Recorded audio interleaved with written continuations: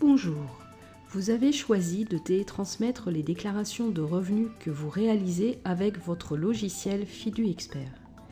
Découvrez dans cette vidéo comment valider la déclaration EDI.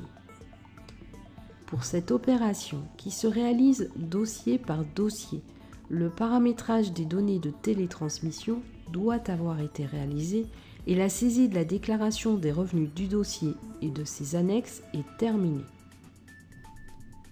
L'écran Validation EDI pour le millésime 2016 est accessible sur la version 5.1.2.0. Il faut procéder à la validation EDI de chacune des déclarations du dossier. Les déclarations de type simulation ne peuvent pas être télétransmises. Sur l'écran Validation EDI, il faut sélectionner le numéro de SIRET dans le cas d'une activité non salariée principale pour le déclarant 1. Le destinataire DGFiP est sélectionné par défaut. Il est possible d'adresser le fichier EDI au gestionnaire de patrimoine.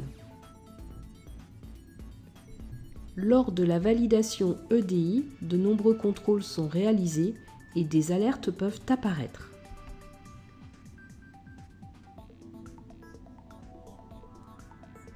Certaines sont à titre d'information pour rappel et ne sont pas bloquantes.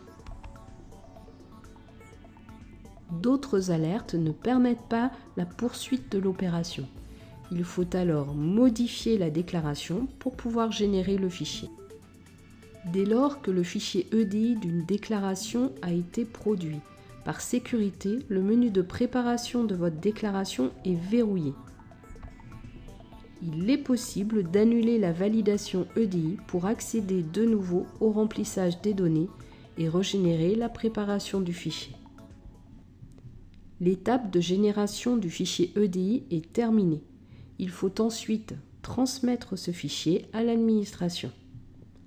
Nous vous remercions pour cette écoute. À bientôt.